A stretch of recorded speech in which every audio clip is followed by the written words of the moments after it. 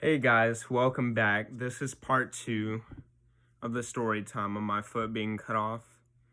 There were some facts that I actually got wrong, I was told. But I was 2, so how was I supposed to remember? So actually, when we came home from a carnival thing, like a fair, not the store. But continuing to the story before, I'm gonna continue this until where I was growing up and going through school and everything. Um, I was in an after school program, and sometimes I would get bullied. I'd be called chicken foot, peg leg, all of that, which it really hurt me. And that's when I started to kind of go my own way, kind of like would isolate myself. And then this was in elementary. Then I moved up to middle school, 6th and 7th grade. I got bullied, not often, but when it did happen, it was kind of more on the rude side. So, for example, there was one time when we were coming back from recess, and a kid purposely stepped on my shoe and my foot came out, and I was so embarrassed that I just sat for the whole period because people were coming in. I was like the first one in there, so there was probably like 200 kids coming in, and I was late to class because I was embarrassed to do it right by myself, just right there to put my shoe back on. I don't use a prosthetic, I use a little shoe, which my mom came up with the idea. But yeah, I was so embarrassed. I just sat there and looking stupid and just looked down and just try to keep to myself. And then when everyone was gone, I put the shoe back on and went to class. And then there's been some sport problems too. I've tried out for teams before, and my foot wasn't used to it. So the coach didn't think it was the best idea that I played because my foot was cut off. But after that, later on, I joined a little league thing and played for a couple years. My team went 16-0. We won the championship. On the last game, this is actually a funny story. They had to bring in more like top experienced basketball players because they wanted to win the last game, and they got disqualified because those players weren't on their rosters.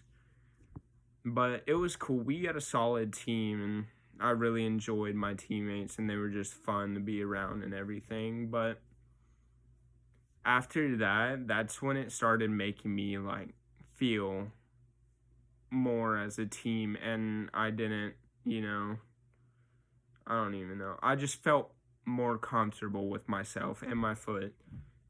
But back then, also, when I was a little kid and did sports, our baseball team won like a tournament or something.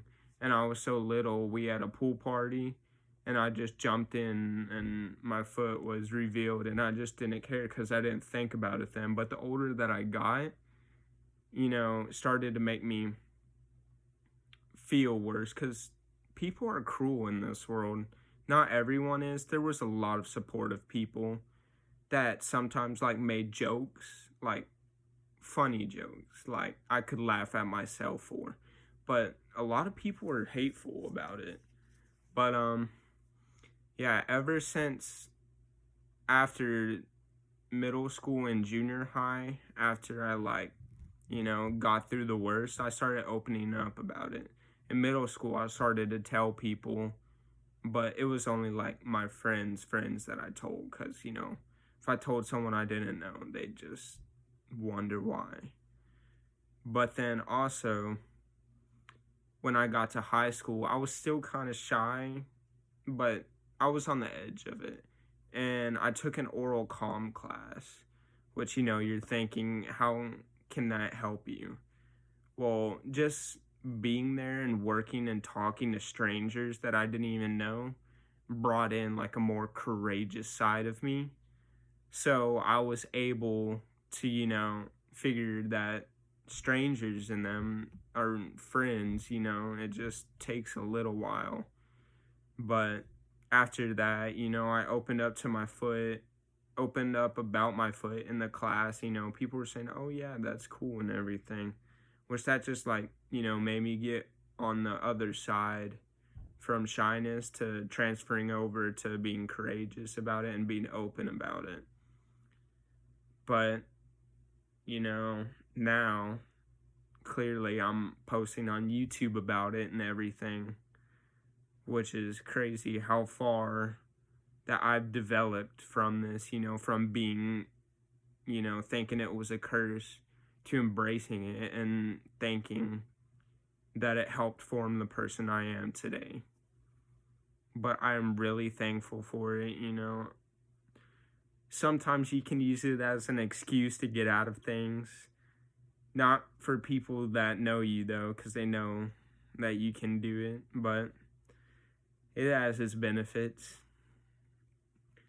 But that shouldn't be how you should treat it. You should just, there's no one different, A lot of people treat people with disabilities and stuff, but mine's not technically considered a disability because I think you had to have gone like 2 years without walking, and I was walking, I don't even know, short after it, I guess.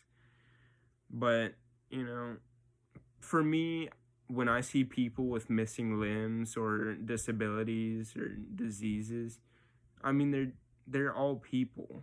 Like, there's no difference, which I'm sad that a lot of people judge people by that, which is what makes them feel insecure about these things.